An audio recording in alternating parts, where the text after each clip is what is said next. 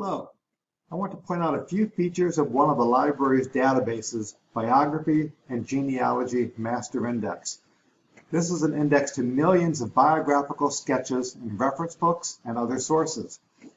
And to use it, you can look up your name, note the various titles listed that contain information on your person, and look up the titles in the library catalog.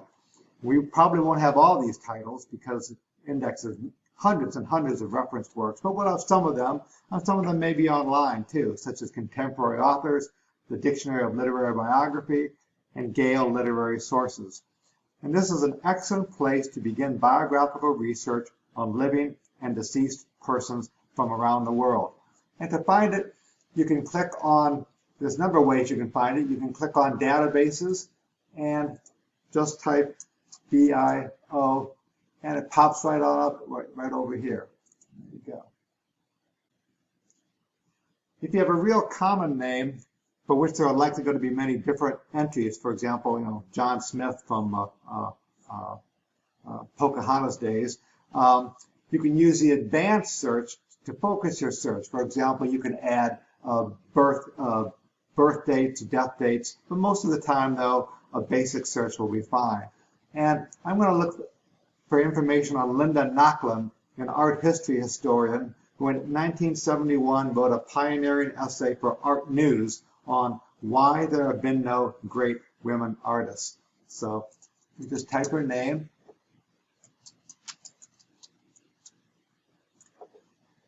And the names are entered the way they appear on the reference works. So for example, 30 reference works have her dates with 1931.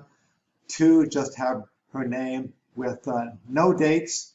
Here's one which is maybe her birth name, I suppose, in 1931. 8 with perhaps that's her, I don't know, middle name, I'm not sure, with 1931 to date.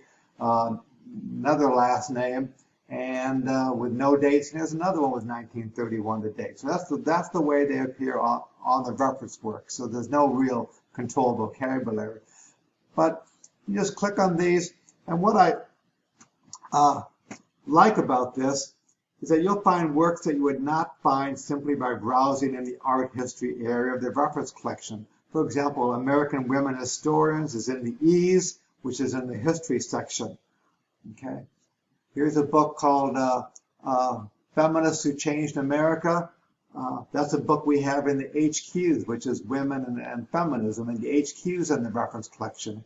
Here are some artworks over here. Those would be in the N's, and down here at the bottom we have world authors, which is in the P's. So it covers books from all over. So you can find these by looking them up in our catalog, of course. Then we can go back to our results. I'm going to click on this one over here with 8 references. Here's contemporary authors. This is an online source. We have that. You can use our catalog to look it up. Or if you're familiar with our databases, you can go to our database tab and look it up that way. Or you can also go to find a database over here and click on the C's, and you can find it that way.